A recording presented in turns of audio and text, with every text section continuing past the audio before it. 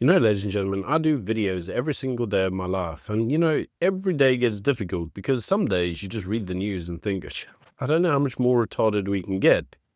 And then somebody shows you how much more retarded we can get. But before we get onto the main video of today, can I yet again remind you, if you haven't already, please subscribe to the channel.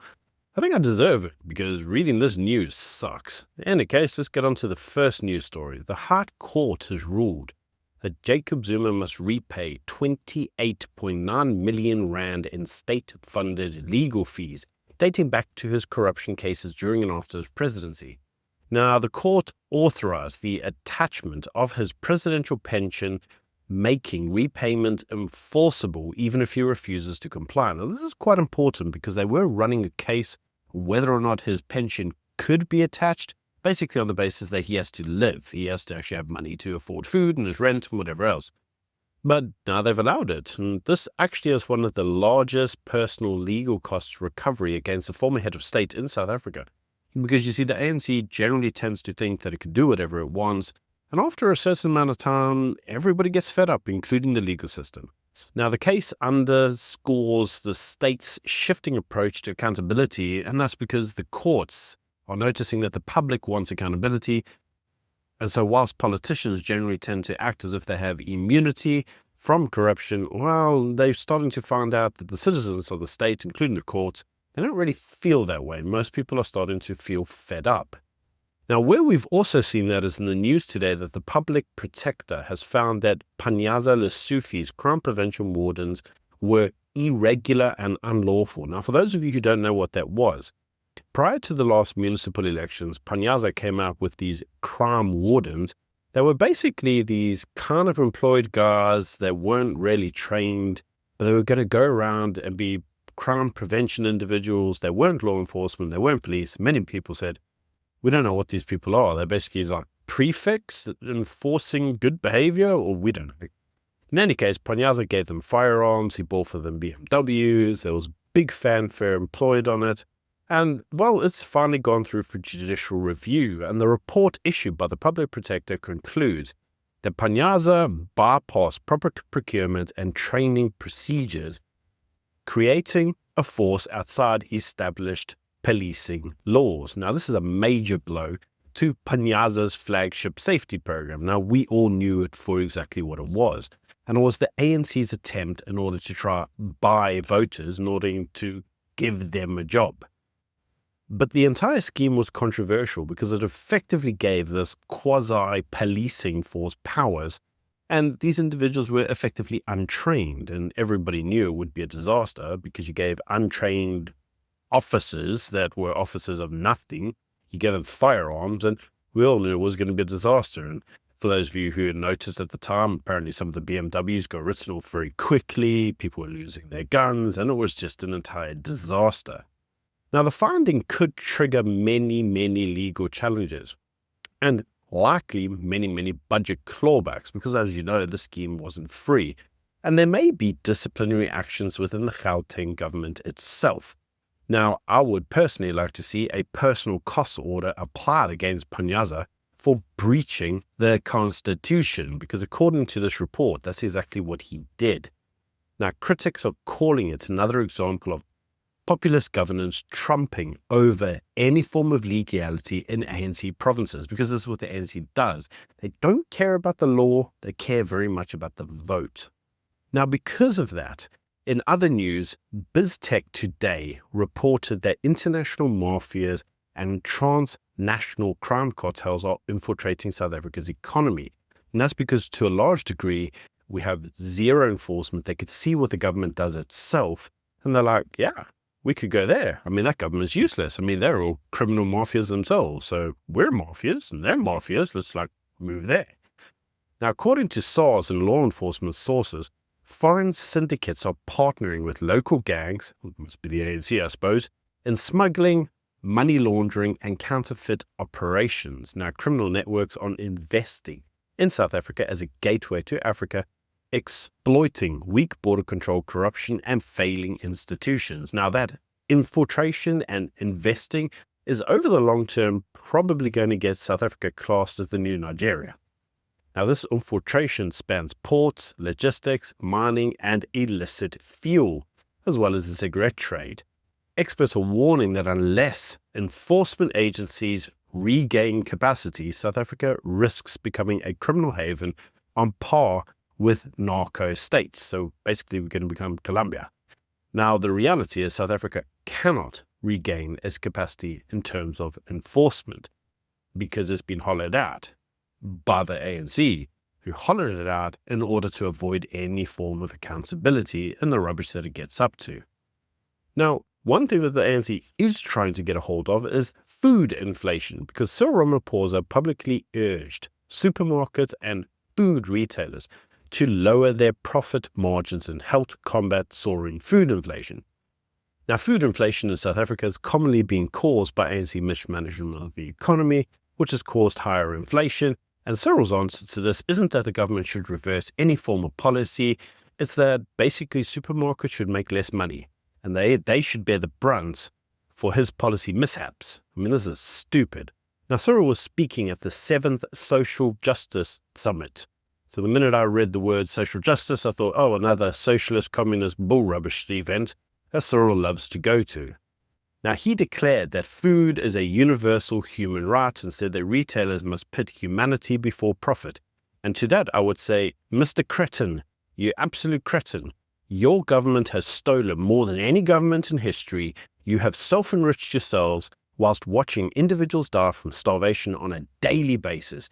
Even during COVID, your fat-ass ANC councillors were stealing food parcels rather than delivering them to the population. And you dare to sit there about how food is a universal human right. It is a universal human right. And that means that you, Mr. Cretin, should be tried for breaches of human rights, because it is your government that has presided against poverty in this country more than any other president in the history of the Republic.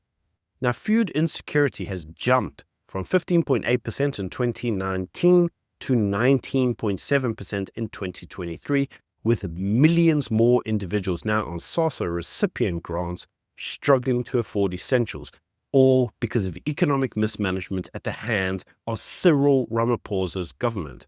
Now, Cyril praised the efficiency of South Africa's food logistics system, but accused major retail chains of driving up food poverty through excessive markups. And that is not true, Cyril.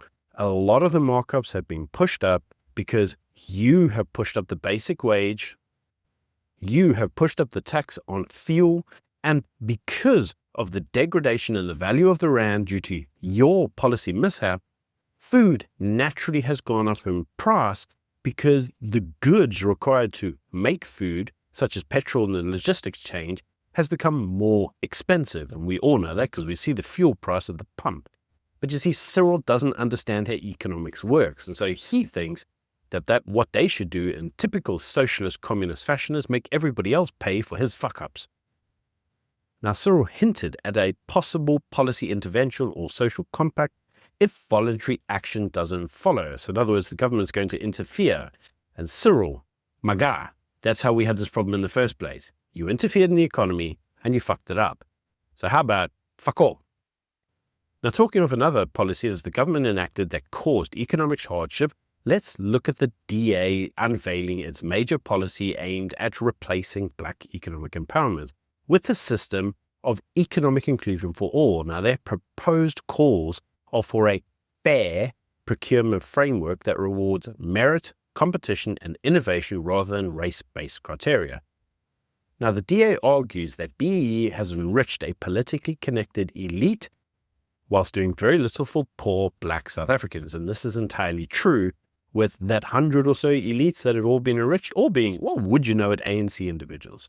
Now, instead of prioritizing these ANC fat cats, the DA wants to prioritize small business support, job creation, and skills development as the real path to transformation.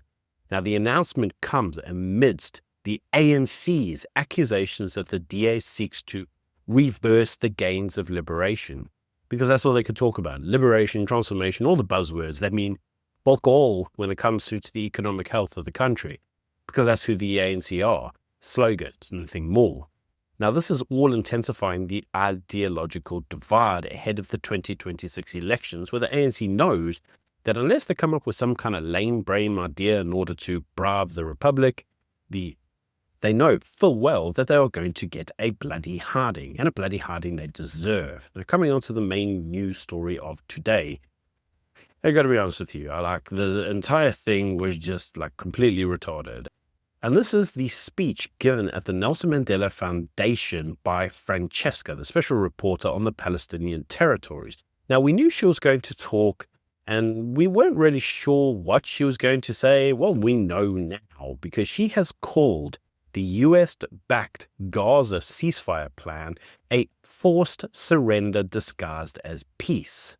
So apparently she doesn't like it. They should have kept fighting, I suppose. I mean, remember, according to her, and we're going to see about that in a minute, there's genocide going on there, but she wants them to keep fighting?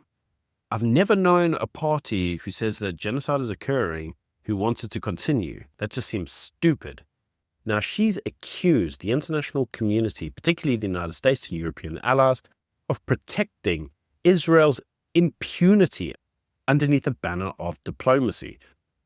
Now, she claimed that the ceasefire framework effectively legitimized Israel's control and collective punishment whilst denying Palestinians meaningful sovereignty or justice over their territory. Although I don't understand how any of that is accurate, because it just sounds like a bunch of buzzwords that mean nothing. Now, Francesca described the situation as a continuation of genocide by other means, referring to the International Court of Justice's finding of a possible risk of genocide in Israel. It didn't actually find genocide, so there was a risk that it could occur if things went unchecked. Now, her comments align closely with South Africa's official position at the ICJ, where the government has led the charge accusing Israel of genocidal intent underneath the Genocide Convention. So lots of people like to talk about how it was committing genocide, but that's not actually the charge they brought to the ICJ. It was genocidal intent. Now, Pretoria has framed this campaign as a moral echo of its anti-apartheid struggle, claiming that the silence would make it complicit in atrocities. Now, South Africa's diplomats argue that the international law cannot be applied selectively and criticize Western nations for hypocrisy, supporting Ukraine's sovereignty but ignoring Palestinian suffering. And all of that is not really true. Now, is it? Now, the ANC government has attempted to use their stance to reinforce its image as a global champion of human rights and decolonial justice, even as critics accuse it of foreign policy grandstanding amid severe domestic failures, because we've all seen the failures in the country. And we all know that that's exactly what the ANC is trying to do. It's trying to do a form of diversion. Now, you've got to remember that this address, this lecture, was given at a lecture which had typically been used to promote reconciliation and moral leadership. But what we're seeing now with the Mandela lectures is that they are increasingly becoming very contentious, filled with political statements. Now, as you can imagine, all the typical supporters praised her for her speaking the truth to power, especially in a country where apartheid was known firsthand. But many opponents, the ones with an actual brain cell, said that the platform risks politicizing Mandela's legacy, turning it into an anti-Israel rallying point rather than a unifying message. Now, this is kind of important because Francesca said that she was issuing a report, which she was now going to give following this whole thing. And what it was going to do was effectively name all the companies that had assisted or be complicit in Israel, and they were going to call for some kind of action against these. Now, these include Coca-Cola, Microsoft, Google, what. So you can imagine that many of these companies actually fund the Nelson Mandela Foundation. So no doubt I will expect many of them to withdraw their funding. And some of these may even be less inclined to stay in South Africa or invest in South Africa. So economic is not really a good look. Now, as some of you will already know, Israel's already downgraded its embassy presence in Pretoria and accused South Africa of anti-Semitic bias. Many Western countries have expressed frustration over South Africa's alignments with the global South bloc, grouping it with states like Brazil, Russia, and Iran in opposing US influence. Now, locally, the stance given by both the South African government and the Mandela Foundation has led to deepening divides between Christian, Jewish, and Muslim communities, because that's what these individuals know how to do, cause divides, with many synagogues now increasing security amid a surge in anti-Semitic incidents. And I would love to know what would happen if the same incidents occurred at mosques. But this whole alignment with Francesca shows a reorientation of South Africa's foreign policy. It seems to keep moving away from Western diplomacy towards this form of moral confrontation with global powers. The Mandela Foundation itself said the reason that they had invited her is because she was, and I quote, a troublemaker. Don't really see how the rest of the world want to have to deal with troublemakers.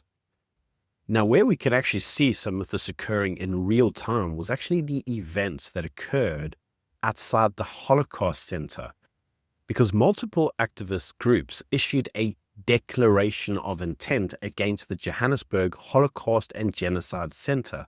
They accused the center of silence and complicity in the face of an alleged genocide in Gaza. And remember, it was intent to commit genocide and it was a risk of genocide, but that's not the way they frame it, because unfortunately, most people don't understand the laws. Now, in their actual declaration, they cite South Africa versus Israel at the ICJ as their legal proof, even though there was no judgment of genocide. Now, the declaration claims that Holocaust remembrance has been weaponized to justify oppression, demanding the center publicly condemn Israel's actions. So yes, I'm not really sure how the center, which looks at the Holocaust, wants to get involved in political events that have nothing to do with it. But you see, this is what these retards do. Now, these activists say that never again must mean never again for anyone. And so they're saying that's why this Holocaust slogan of never again, because they use that slogan, they should get involved in different events, but they're not political organizations. They're like museums. So I don't really know what's going on here. In any case, they insist that the Holocaust Center must act according to its moral duty as a genocidal memorial institution. But you see, that's the point. It's a memorial center. It's not a pressure group. It's not a political group. It's a memorial center. Now, this document warns that public funding in partnership with the city of Joburg could be reviewed if the center remains silent. So in other words, they're going to cut off its funding and they're going to try to sanction it unless they do what the bullies told them they should do.